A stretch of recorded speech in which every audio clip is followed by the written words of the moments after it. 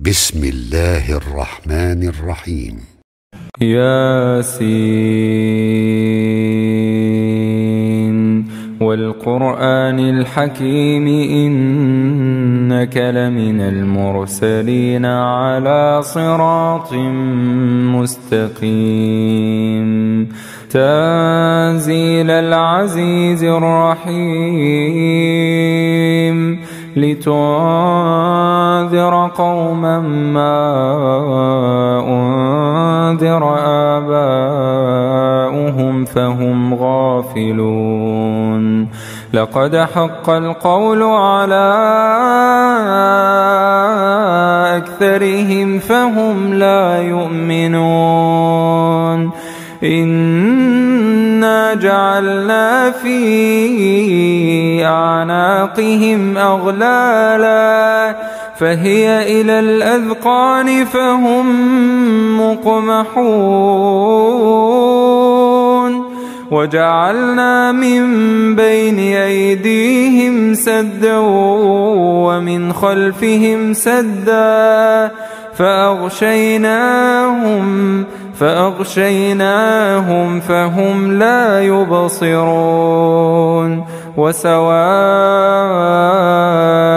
عليهم أأنذرتهم أم لم تنذرهم لا يؤمنون إنما تنذر من اتبع الذكر وخشي الرحمن بالغيب فبشره بمغفرة وأجر كريم إنا نحن نحيي الموتى ونكتب ما قدموا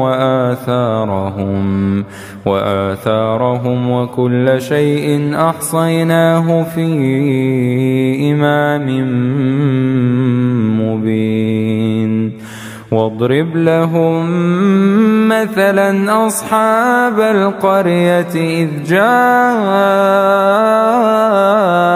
المرسلون إذ أرسلنا إليهم اثنين فكذبوهما فعززنا بثالث فقالوا إنا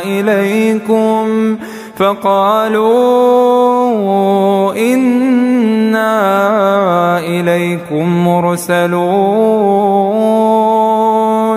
قالوا ما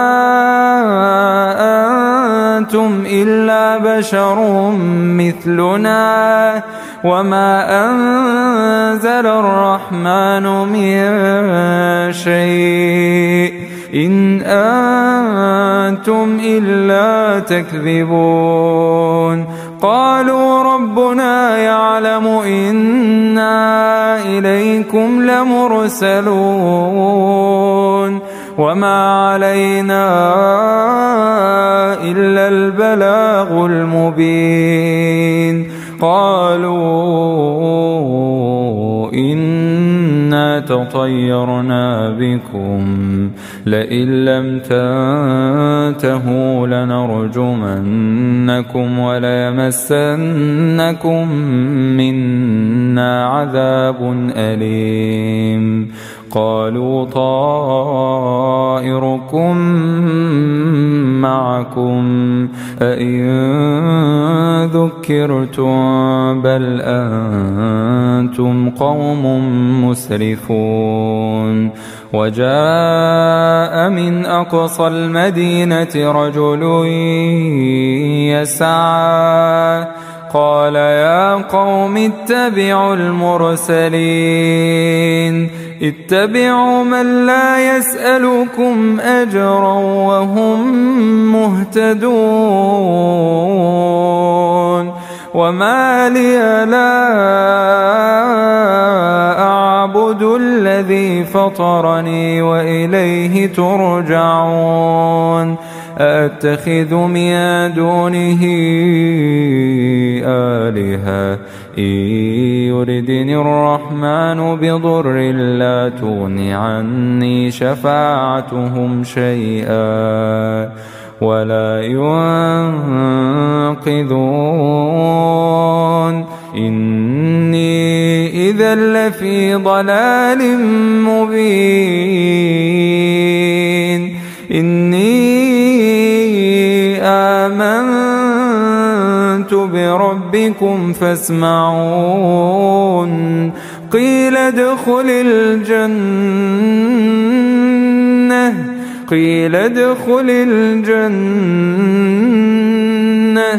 قال يا ليت قومي يعلمون بما غفر لي ربي وجعلني من المكرمين وما أنزلنا على قومه من بعده من جند من السماء وما كنا منزلين إن كانت إلا صيحة واحدة فإذا هم خامدون يا حسرة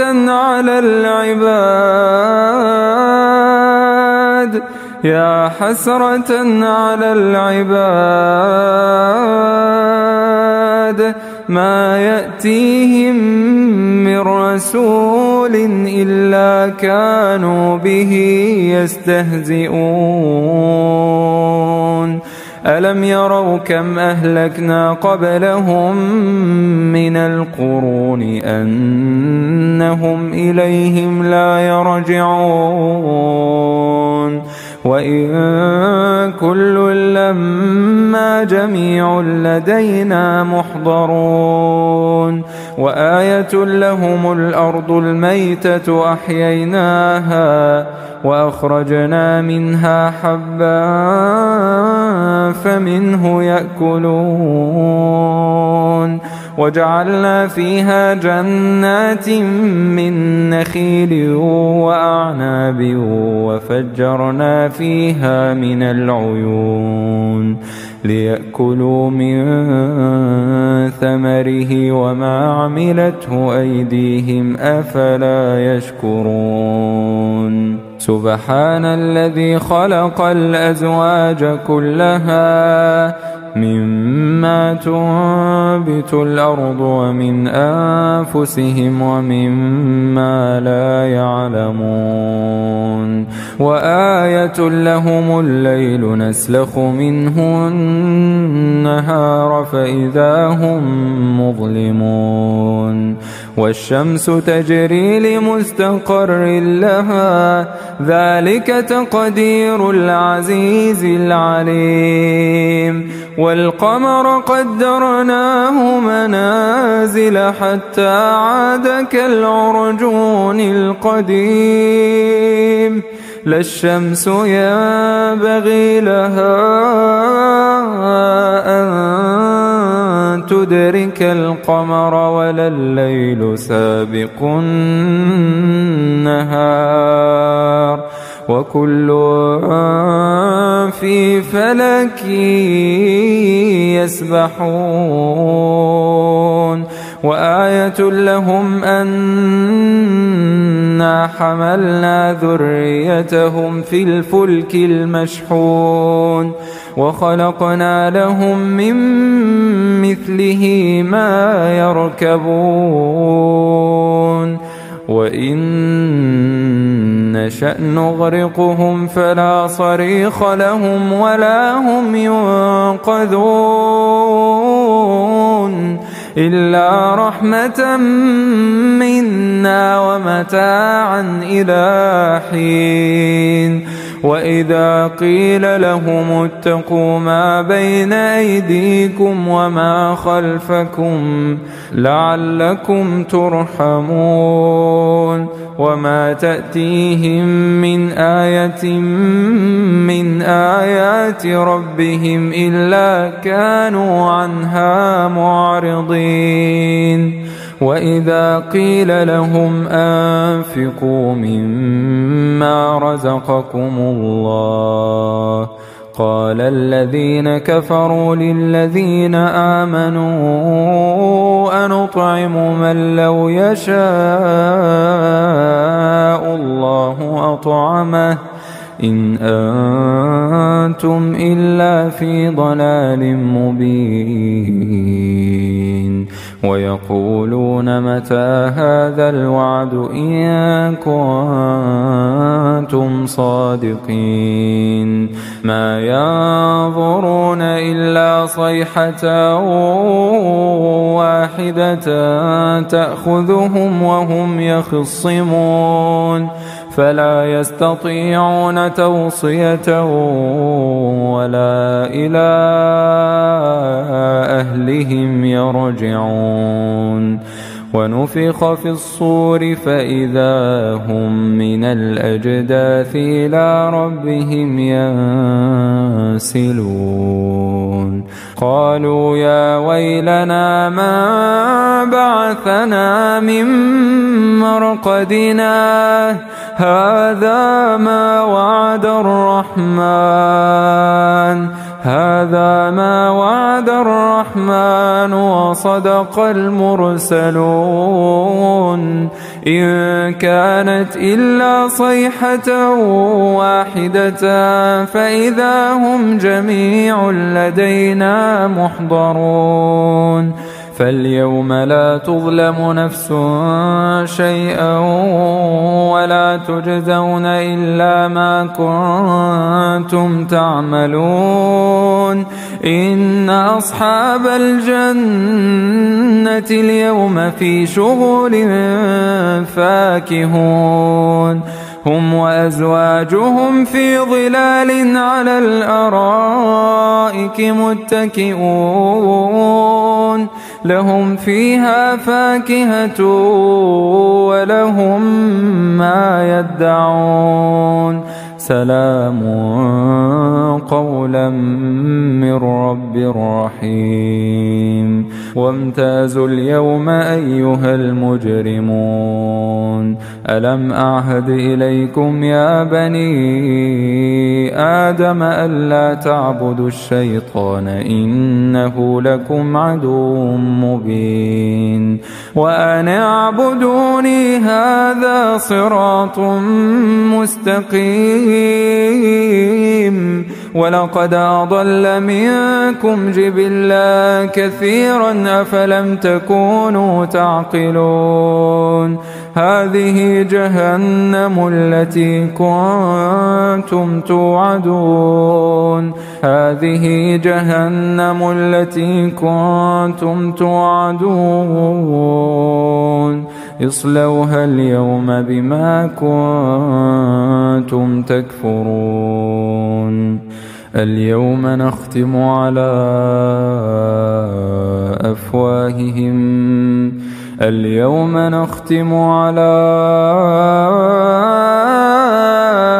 أفواههم وتكلمنا أيديهم وتشهد أرجلهم بما كانوا يكسبون ولو نشاء لطمسنا على أعينهم فاستبقوا الصراط فأنى يبصرون ولو نشاء لمسخناهم على مكانتهم فما استطاعوا مضيا ولا يرجعون ومن نعمره ننكسه في الخلق أفلا يعقلون وما علمناه الشعر وما ينبغي له إن هو إلا ذكر وقرآن مبين لينذر من كان حيا ويحق القول على الكافرين أولم يروا أنا خلقنا لهم مما عملت أيدينا أنعاما فهم لها مالكون وذللناها لهم فمنها ركوبهم ومنها يأكلون ولهم فيها منافع ومشارب أفلا يشكرون واتخذوا من دون الله آلهة لعلهم ينصرون لا يستطيعون نصرهم وهم لهم جند محضرون فلا يحزنك قولهم إنا نعلم ما يسرون وما يعلنون أولم ير الإنسان أنا خلقناه من نطفة فإذا هو خصيم مبين وضرب لنا مثلا ونسي خلقه قال من يحيي العظام وهي رميم قل يحييها الذي أنشأها أول مرة وهو بكل خلق عليم الذي جعل لكم من الشجر الأخضر نارا فإذا أنتم منه توقدون أوليس الذي خلق السماوات والأرض بقادر على أن يخلق مثلهم بلى وهو الخلاق العليم إنما أمره إذا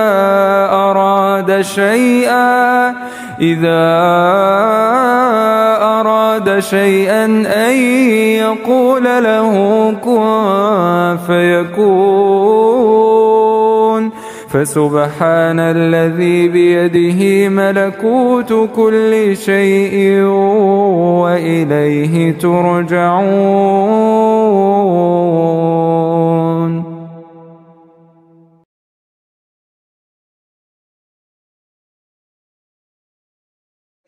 بسم الله الرحمن الرحيم. الرحمن علم القرآن خلق الإنسان علمه البيان الشمس والقمر بحسبان والنجم والشجر يسجدان والسماء رفعها ووضع الميزان ألا تطغوا في الميزان وأقيموا الوزن بالقسط ولا تخسروا الميزان والأرض وضعها للأنام فيها فاكهة والنخل ذات الأكمام والحب ذو العصف والريحان فبأي آلاء ربكما تكذبان خلق الإنسان من صلصال كالفخار وخلق الجان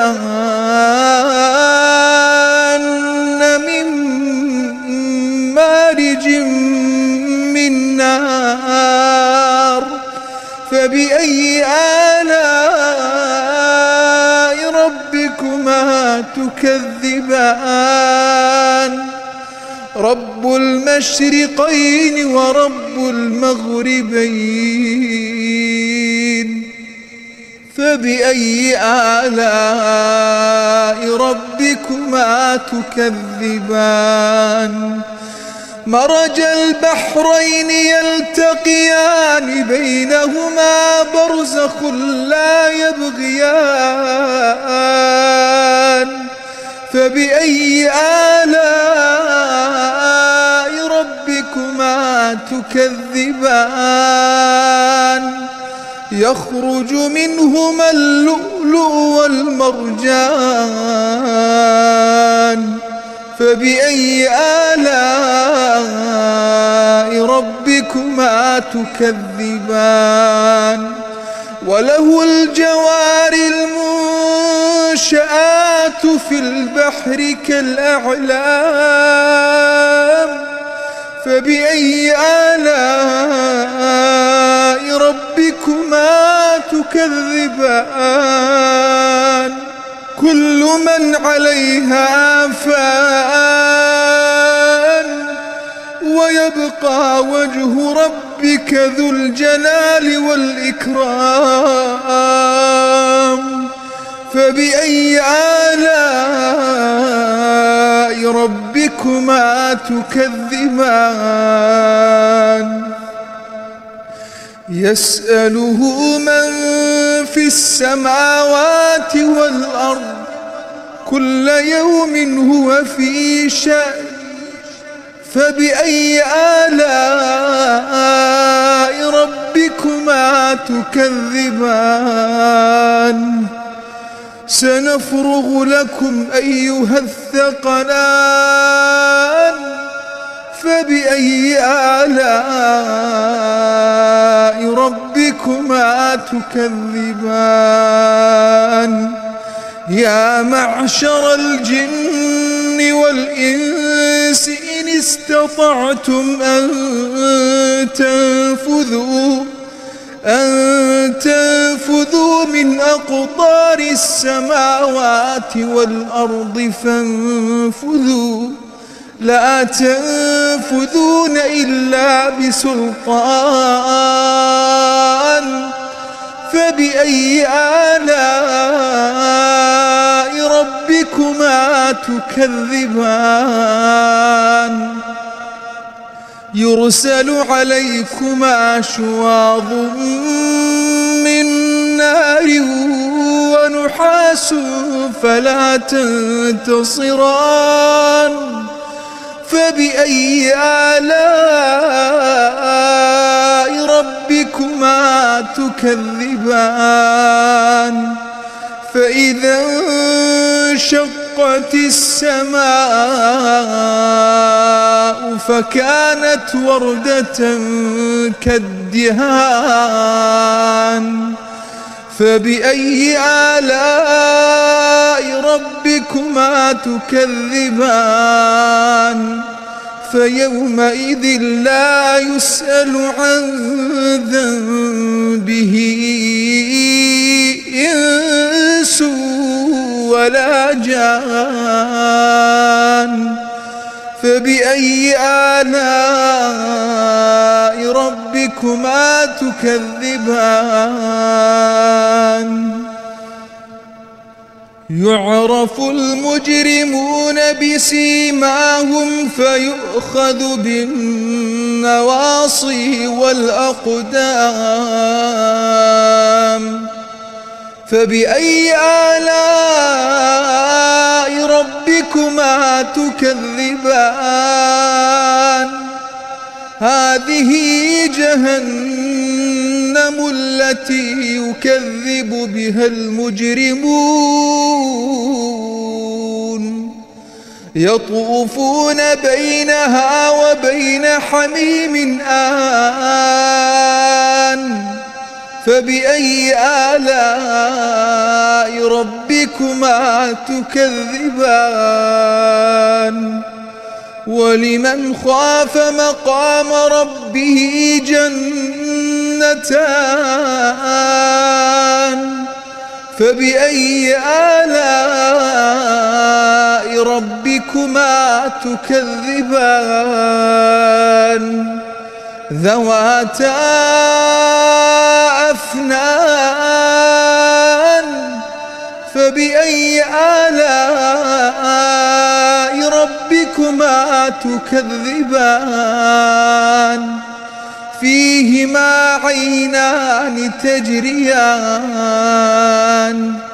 فبأي آلاء ربكما تكذبان فيهما من كل فاكهة زوجان فبأي آلاء ربكما تكذبان متكئين على فرش بطائنها من استبرق وجنى الجنتين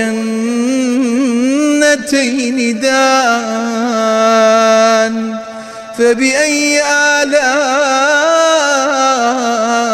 ربكما تكذبان فيهن قاصرات الطرف لم يطمثهن إنس قبلهم ولا جان فبأي آلاء ربكما تكذبان كأنهن الياقوت والمرجان فبأي آلاء ربكما تكذبان هل جزاء الإحسان إلا الإحسان فبأي آلاء ربكما تكذبان ومن دونهما جنتان فبأي آلاء ربكما تكذبان مدهامتان فبأي آلاء ربكما تكذبان فيهما عينان نضاختان فبأي آلاء ربكما تكذبان فيهما فاكهة ونخل ورمان فبأي آلاء ربكما تكذبان فيهن خيرات حسان فبأي آلاء ربكما تكذبان حور مقصورات في الخيام فبأي آلاء ربكما تكذبان لم يطمثهن إنس قبلهم ولا جان فبأي آلاء ربكما تكذبان متكئين على رفرف خضر وعبقري حسان فبأي آلاء ربكما تكذبان تبارك اسم ربك ذي الجلال والإكرام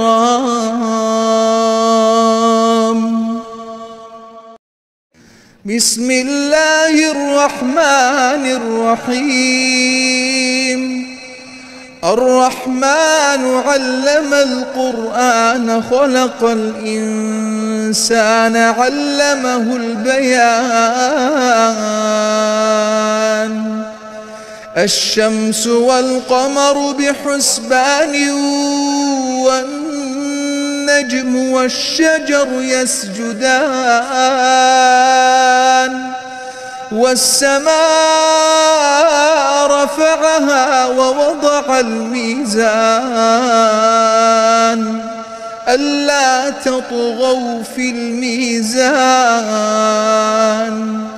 وأقيموا الوزن بالقسط ولا تخسروا الميزان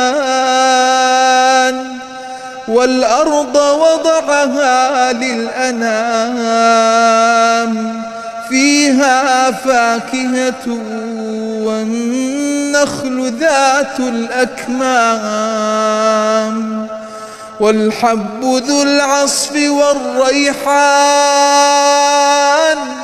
فبأي آلاء ربكما تكذبان خلق الإنسان من صلصال كالفخار وخلق الجان من مارج من نار فبأي آلاء ربكما تكذبان رب المشرقين ورب المغربين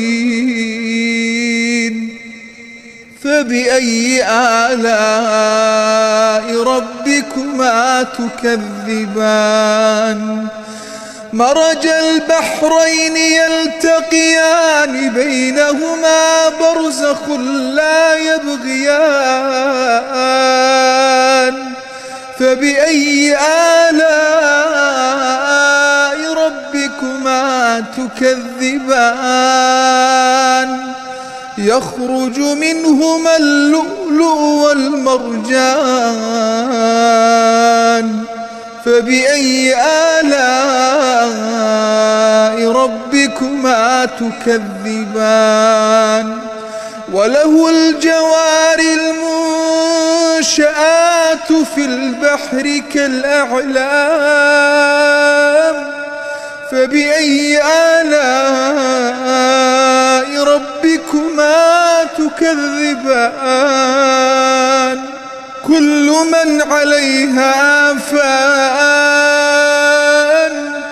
ويبقى وجه ربك ذو الجلال والإكرام فبأي آلاء ربكما تكذبان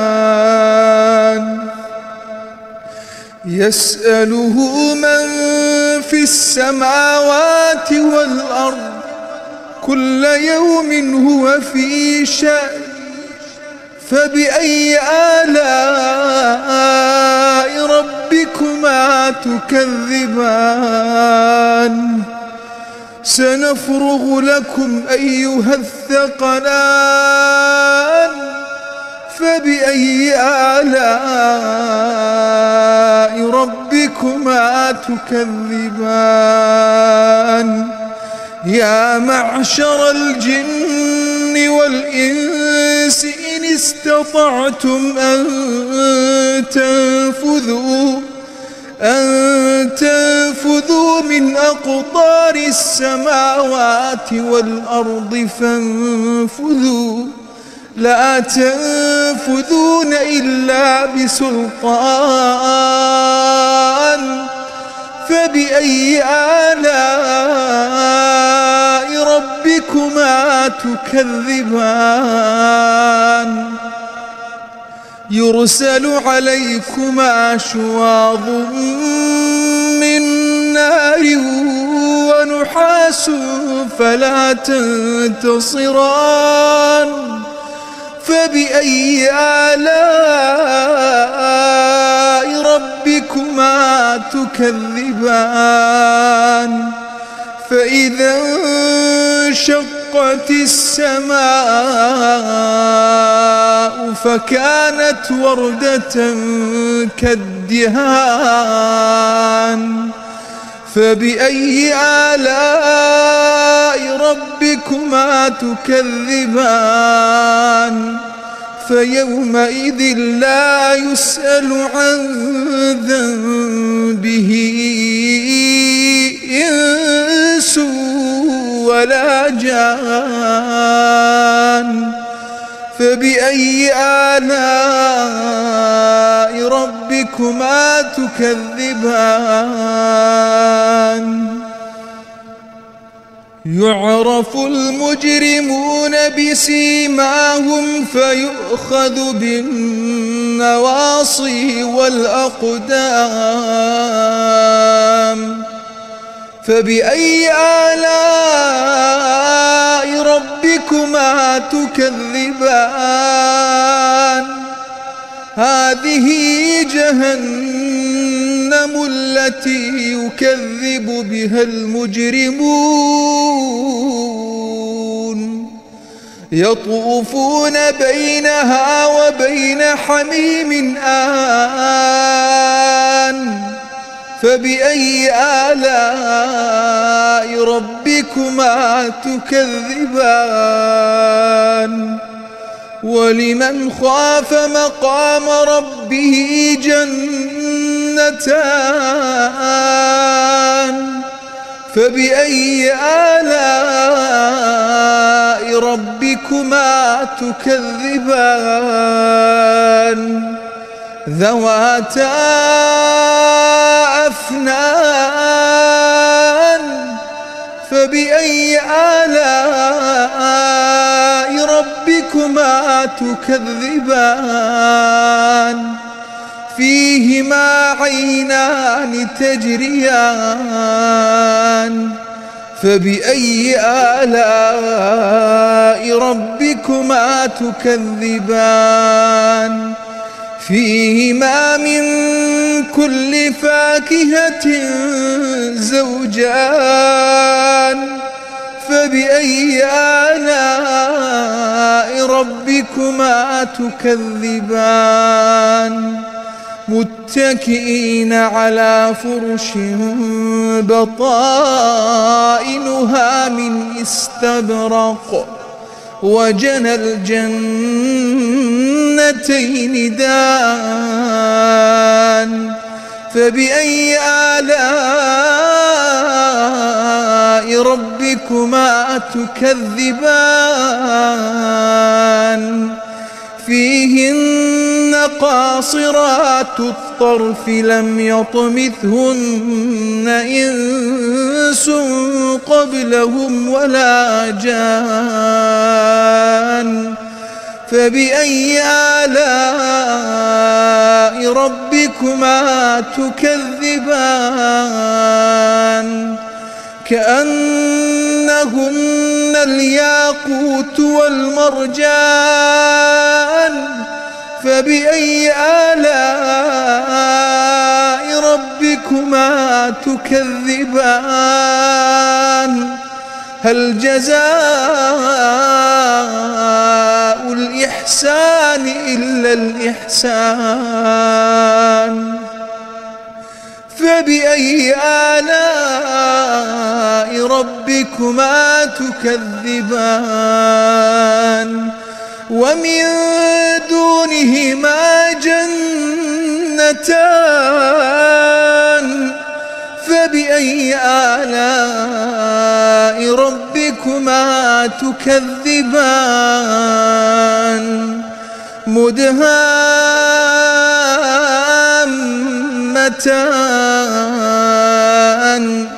فبأي آلاء ربكما تكذبان فيهما عينان نضاختان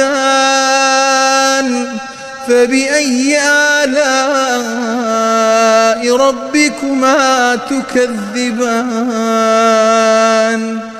فيهما فاكهة ونخل ورمان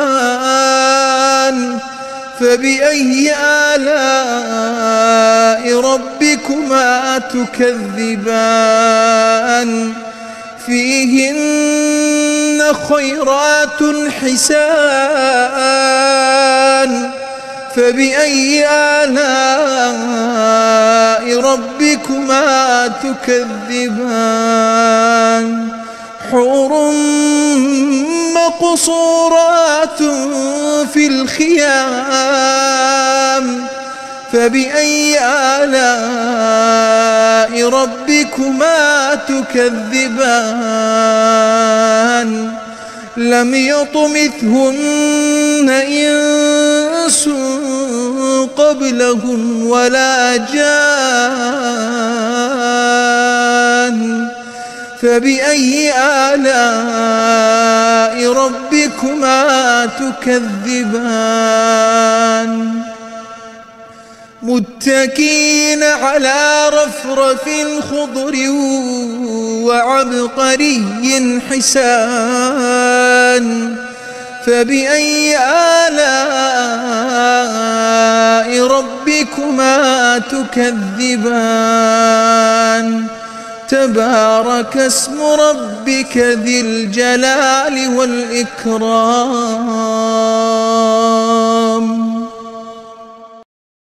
أعوذ بالله من الشيطان الرجيم. بسم الله الرحمن الرحيم. إذا وقعت الواقعة جب واقع ہونے والی واقع ہو جائے گی. ليس لوقعتها كاذبة اس کے واقع ہونے میں کچھ جھوٹ نہیں. خافضة رافعة کسی کو پست کرنے اور کسی کو بلند کرنے والی. إذا رجت الأرض رجا جب زمین بھونچال سے لرزنے لگے. وبست الجبال بسا اور پہاڑ ٹوٹ کر ریزہ ریزہ ہو جائیں. فكانت هباء منبثا پھر غبار ہو کر اڑنے لگیں گے. وكنتم أزواجا ثلاثا اور تم لوگ 3 قسم کے ہو جاؤ گے. فأصحاب الميمنة ما أصحاب الميمنة تو داہنے ہاتھ والے کیا کہنے دائنے ہاتھ والوں کے. وأصحاب المشأمة ما أصحاب المشأمة اور بائیں ہاتھ والے افسوس بائیں ہاتھ والے کیا ہی برے ہیں. والسابقون السابقون اور جو آگے بڑھنے والے ہیں ان کا کیا کہنا، وہ آگے ہی بڑھنے والے ہیں. اولئک المقربون وہی اللہ کے مقرب ہیں. فی جنات النعیم نعمت کی بہشتوں میں. ثلۃ من الاولین وہ بہت سے تو پہلے لوگوں میں سے ہوں گے. وقلیل من الآخرین اور تھوڑے سے بعد والوں میں سے.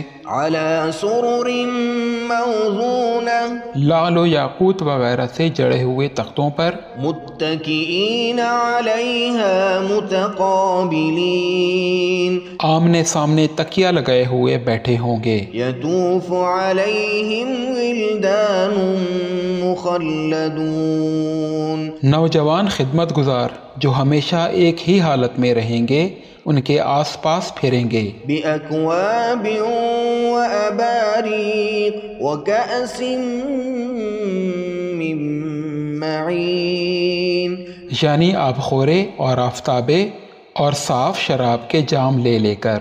لا يصدعون عنها ولا ينزفون اس سے نہ تو سر میں درد ہوگا اور نہ ان کی عقلیں زائل ہوں گی. وفاكهة مما يتخيرون اور میوے جس طرح کے ان کو پسند ہوں. ولحم طير مما يشتهون اور پرندوں کا گوشت جس قسم کا ان کا جی چاہے. وحور عین اور بڑی بڑی آنکھوں والی حوریں كأمثال اللؤلؤ المكنون جیسے حفاظت سے رکھے ہوئے آبدار موتی. جزاء بما كانوا يعملون یہ ان کے اعمال کا بدلہ ہے جو وہ کرتے تھے. لا يسمعون فيها لغوا ولا تأثيما وہاں نہ وہ بیہودہ بات سنیں گے اور نہ ہی گالی گلوچ، إلا قيلا سلاما سلاما. ہاں ان کا کلام سلام سلام ہوگا. وأصحاب اليمين ما أصحاب اليمين. اور داہنے ہاتھ والے کیا کہنے ہیں داہنے ہاتھ والوں کے، في سدر مخضود وطلح منضود وظل ممدود وماء مسكوب وفاكهة كثيرة. وہ بے خار کی بیریوں میں اور تہ بتہ کیلوں اور لمبے لمبے سایوں اور بہتے ہوئے پانی کے جھرنوں اور بہت سے میووں کے باغوں میں ہوں گے. لا مقطوعة ولا ممنوعة. جو نہ کبھی ختم ہوں اور نہ ان پر کوئی روک ٹوک ہوگی. وفرش مرفوعة. اور اونچے اونچے بستروں پر آرام کریں گے. إنا أنشأناهن إنشاء. ہم نے ہی ان حوروں کو پیدا کیا فجعلناهن أبكارا. تو ان کو کنواری بنایا عربا أترابا. اور شوہروں کی پیاری اور ہم عمر. لأصحاب اليمين ثلة من الأولين وثلة من الآخرين.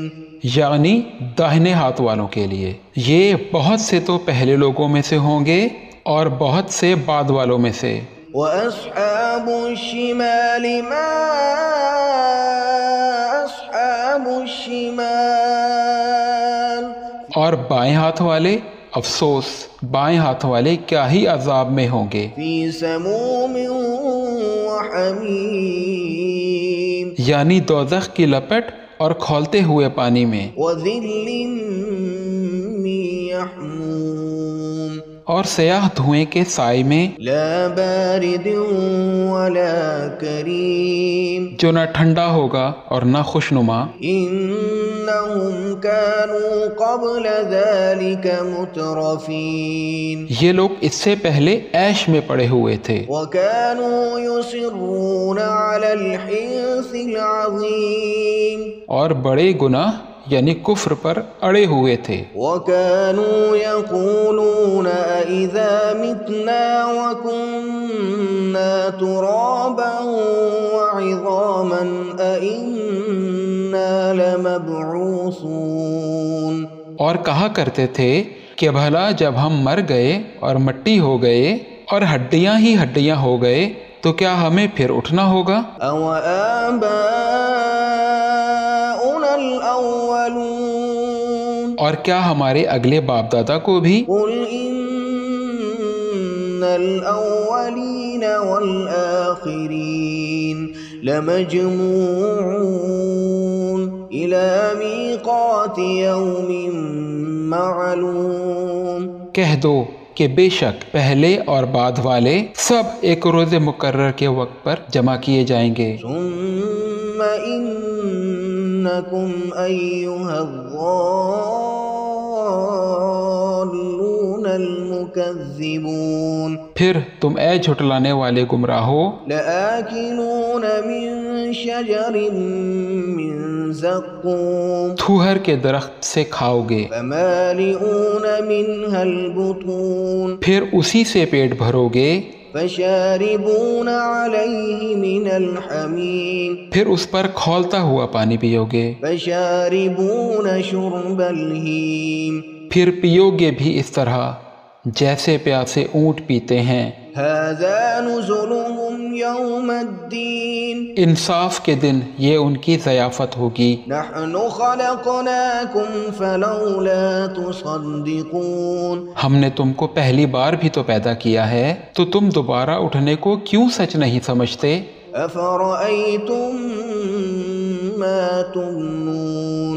دیکھو تو کہ جس نطفے کو تم ڈالتے ہو أأنتم تخلقونه أم نحن الخالقون. کیا تم اس سے انسان کو بناتے ہو یا ہم بناتے ہیں؟ نحن قدرنا بینکم الموت وما نحن بمسبوقین، ہم نے تمہارے لیے موت کو مقرر کر دیا ہے اور ہم اس بات سے عاجز نہیں، علی ان نبدل امثالکم وننشئکم فیما لا تعلمون، کہ تمہاری طرح کے اور لوگ تمہاری جگہ لے آئیں اور تم کو ایسے عالم میں جس کو تم نہیں جانتے پیدا کر دیں۔ وَلَقَدْ عَلِمْتُمُ النَّشْأَةَ الْأُولَى فَلَوْلَا تَذَكَّرُونَ، اور تم نے پہلی پیدائش تو جان ہی لی ہے، پھر تم سوچتے کیوں نہیں؟ أَفَرَأَيْتُم مَّا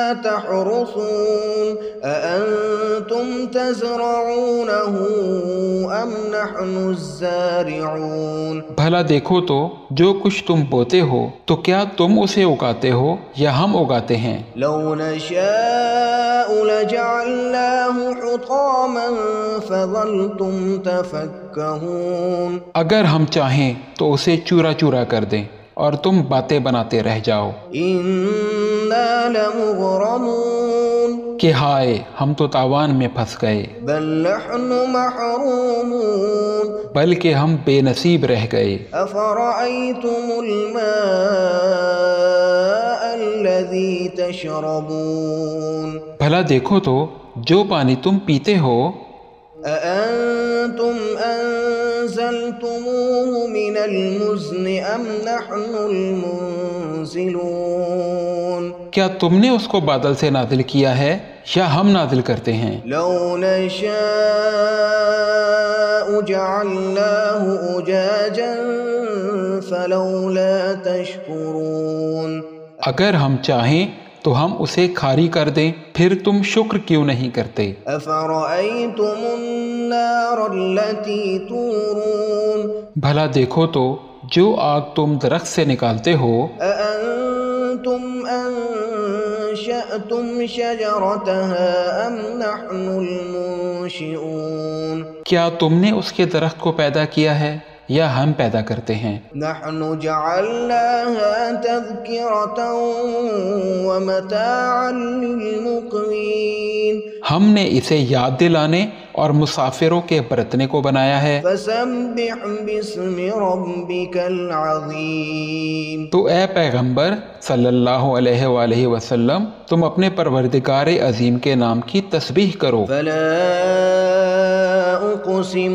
بمواقع النجوم، سو ہمیں تاروں کی منزلوں کی قسم، وإنه لقسم لو تعلمون عظيم، اور اگر تم سمجھو تو یہ بڑی قسم ہے، إنه لقرآن كريم، کہ یہ بڑے رتبے کا قرآن ہے، في كتاب مكنون، جو کتاب محفوظ میں لکھا ہوا ہے، لا يمسه إلا المطهرون، اس کو وہی ہاتھ لگاتے ہیں جو پاک ہیں، تنزيل من رب العالمين، یہ رب العالمین کی طرف سے اتارا گیا ہے۔ أفبهذا الحديث أنتم مدهنون، کیا تم اس کلام کے ماننے میں دیر کرتے ہو؟ وتجعلون رزقكم أنكم تكذبون، اور اپنا وظیفہ یہ بناتے ہو کہ اسے جھٹلاتے رہتے ہو، فلولا إذا بلغت الحلقوم، پھر جب جان گلے تک آ پہنچتی ہے، وأنتم حينئذ تنظرون، اور تم اس وقت کی حالت کو دیکھا کرتے ہو، ونحن أقرب إليه منكم ولكن لا تبصرون، اور ہم اس مرنے والے کے تم سے بھی زیادہ نزدیک ہوتے ہیں لیکن تم کو نظر نہیں آتے۔ فلولا إن كنتم غير مدينين، پس اگر تم کسی کے بس میں نہیں ہو ترجعونها إن كنتم صادقين، تو اگر سچے ہو تو تم جان کو لٹا کیوں نہیں لیتے؟ فأما إن المقربين پھر اگر وہ اللہ کے مقربوں میں سے ہوا فروح وريحان وجنة نعيم تو اس کے لیے آرام، روزی اور نعمت کے باغ ہوں گے۔ وأما إن كان من أصحاب اليمين فسلام لك من أصحاب اليمين اور اگر وہ دائیں ہاتھ والوں میں سے ہوا تو کہا جائے گا تجھ کو دائیں ہاتھ والوں کی طرف سے سلام۔ وأما إن كان من المكذبين الضالين اور اگر وہ جھٹلانے والے گمراہوں میں سے ہوا فنزل من حميم تو اس کے لیے کھولتے ہوئے پانی کی ضیافت ہوگی وتصلية جحيم اور جہنم میں داخل کیا جانا۔ إن هذا لهو حق اليقين یہ بات واقعی یقینی ہے۔ فسبح باسم ربك العظيم تو اے نبی صلی اللہ علیہ وآلہ وسلم تم اپنے پروردگار کے نام کی تسبیح کرتے رہو۔ اعوذ باللہ من الشیطان الرجیم بسم اللہ الرحمن الرحیم تبارک الذی بیدہ الملک وهو على كل شيء قدير وہ کہ جس کے ہاتھ میں بادشاہی ہے بڑی برکت والا ہے اور وہ ہر چیز پر قادر ہے۔ الذي خلق الموت والحياة ليبلوكم أيكم أحسن عملا اسی نے موت اور زندگی کو پیدا کیا تاکہ تمہاری آزمائش کرے کہ تم میں کون اچھے کام کرتا ہے۔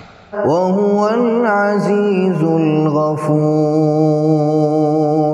اور وہ زبردست ہے، بخشنے والا ہے۔ الذي خلق سبع سماوات طباقا اسی نے 7 آسمان اوپر تلے بنائے۔ ما ترى في خلق الرحمن من تفاوت اے دیکھنے والے، کیا تو رحمان کی تخلیق میں کچھ نقص دیکھتا ہے؟ فارجع البصر هل ترى من فطور ذرا آنکھ اٹھا کر دیکھ، بھلا تجھ کو آسمان میں کوئی شگاف نظر آتا ہے؟ ثم ارجع البصر كرتين ينقلب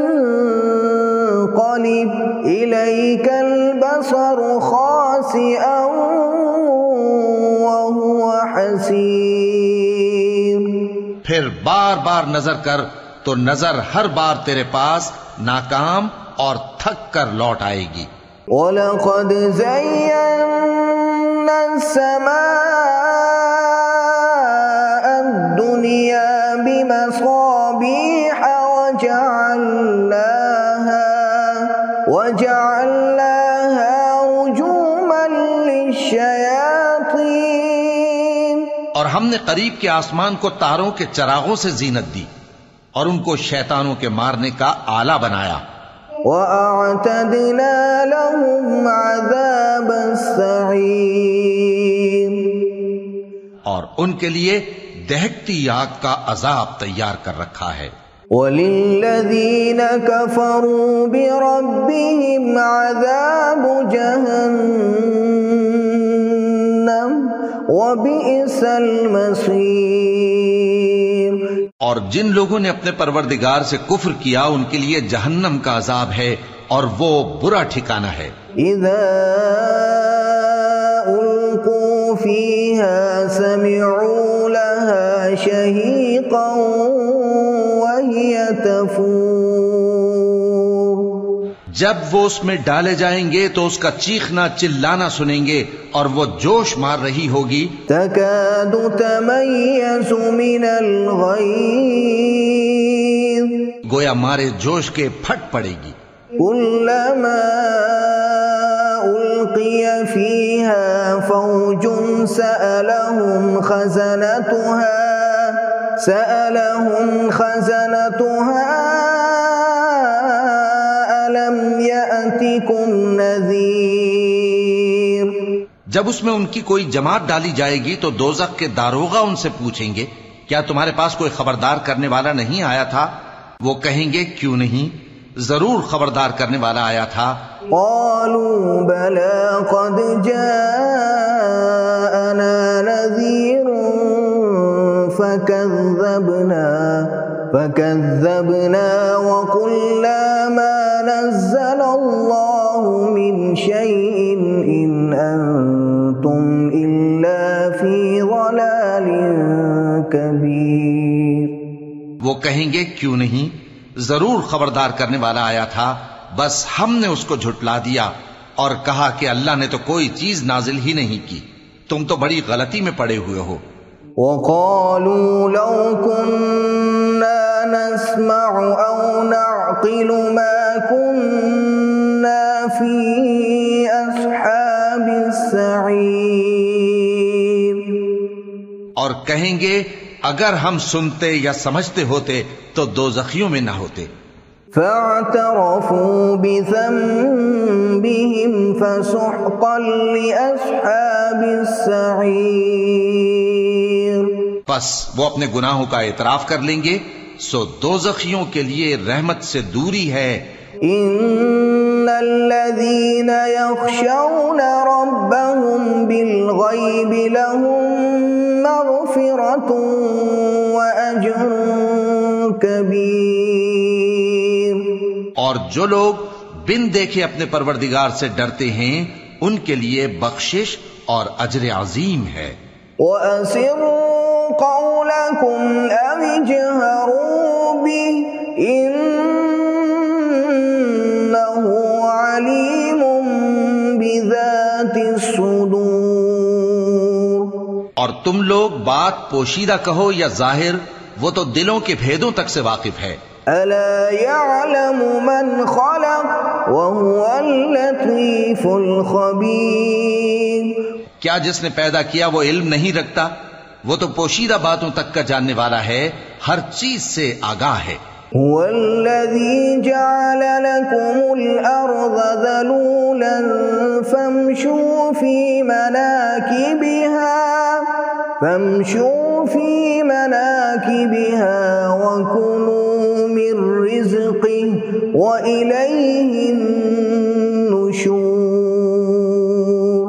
وہی تو ہے جس نے تمہارے لیے زمین کو ہموار و پست بنایا تو اس کے رستوں میں چلو پھرو اور اللہ کا دیا ہوا رزق کھاؤ اور تم کو اسی کے پاس قبروں سے اٹھ کر جانا ہے.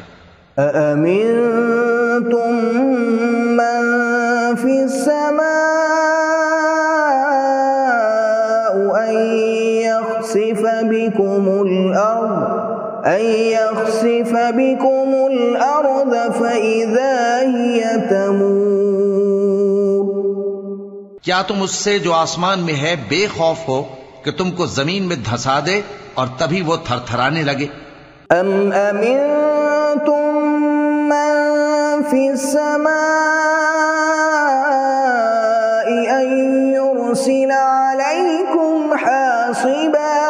کیا تم اس سے جو آسمان میں ہے نڈر ہو کہ تم پر کنکر بھری ہوا چھوڑ دے؟ فَسَتَعْلَمُونَ كَيْفَ نَذِيرِ. سو تم عنقریب جان لوگے کہ میرا ڈرانا کیسا رہا. وَلَقَدْ كَذَّبَ الَّذِينَ مِن قَبْلِهِمْ فَكَيْفَ كَانَ نَكِيرِ. اور جو لوگ ان سے پہلے تھے انہوں نے بھی جھٹلایا تھا، سو دیکھ لو کہ میرا کیسا عذاب ہوا. أَوَلَمْ يَرَوْا إِلَى الطَّيْرِ فَوْقَهُمْ صَافَّاتٍ وَيَقْبِضْنَ مَا يُمْسِكُهُنَّ إِلَّا الرَّحْمَنُ إِنَّهُ بِكُلِّ شَيْءٍ بَصِيرٌ. کیا انہوں نے اپنے اوپر پرندوں کو نہیں دیکھا جو پروں کو پھیلائے رہتے ہیں اور ان کو سکیڑ بھی لیتی ہیں؟ رحمان کے سوا انہیں کوئی تھام نہیں سکتا، بے شک وہ ہر چیز کو دیکھ رہا ہے. أَمَّنْ هَذَا الَّذِي هُوَ جُنْدٌ لَكُمْ يَنْصُرُكُمْ مِنْ دُونِ الرَّحْمَنِ إِنِ الْكَافِرُونَ إِلَّا فِي غُرُورٍ۔ بھلا ایسا کون ہے جو تمہاری فوج بن کر رحمان کے مقابلے میں تمہاری مدد کر سکے؟ کافر تو دھوکے ہی میں ہیں۔ أَمَّنْ هَذَا الَّذِي يَرْزُقُكُمْ إِنْ أَمْسَكَ رِزْقَهُ بَلْ لَجُّوا فِي عُتُوٍّ وَنُفُورٍ۔ بھلا اگر وہ اپنا رزق بند کر لے تو کون ہے جو تم کو رزق دے سکے؟ لیکن یہ سرکشی اور نفرت میں پھنسے ہوئے ہیں۔ أَفَمَن يَمْشِي مُكِبًّا عَلَى وَجْهِهِ أَهْدَىٰ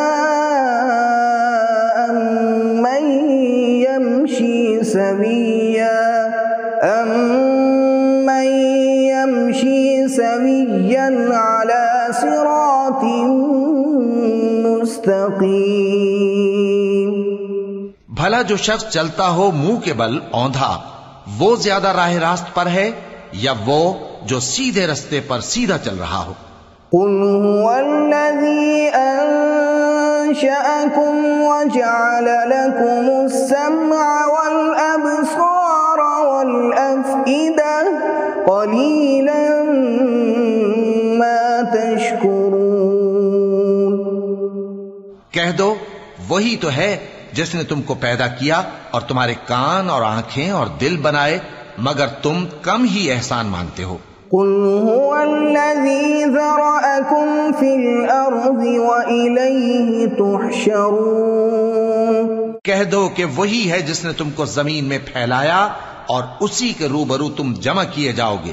وَيَقُولُونَ مَتَى هَذَا الْوَعْدُ إِن كُنتُمْ صَادِقِينَ۔ اور کافر کہتے ہیں کہ اگر تم سچے ہو تو بتاؤ یہ وعدہ قیامت کا کب پورا ہوگا؟ قُلْ إِنَّمَا الْعِلْمُ عِندَ اللَّهِ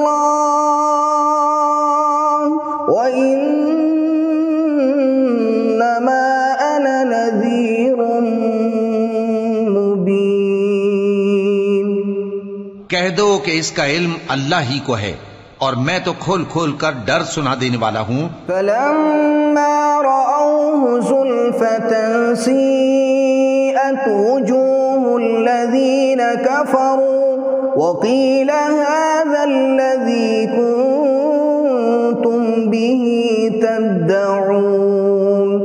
سو جب وہ دیکھ لیں گے کہ وہ عذاب قریب آ گیا تو کافروں کے منہ بگڑ جائیں گے اور ان سے کہا جائے گا کہ یہ وہی ہے جس کے تم طلبگار تھے۔ قُلْ أَرَأَيْتُمْ إِنْ أَهْلَكَنِيَ اللَّهُ وَمَن مَّعِيَ أَوْ رَحِمَنَا فَمَن يُجِيرُ الْكَافِرِينَ مِنْ عَذَابٍ أَلِيمٍ۔ کہو کہ بھلا دیکھو تو اگر اللہ مجھ کو اور میرے ساتھیوں کو ہلاک کر دے یا ہم پر مہربانی کرے تو کون ہے جو کافروں کو دکھ دینے والے عذاب سے پناہ دے؟ قُلْ هُوَ الرَّحْمَنُ آمَنَّا بِهِ وَعَلَيْهِ تَوَكَّلْنَا فَسَتَعْلَمُونَ مَنْ هُوَ فِي ضَلَالٍ مُبِينٍ۔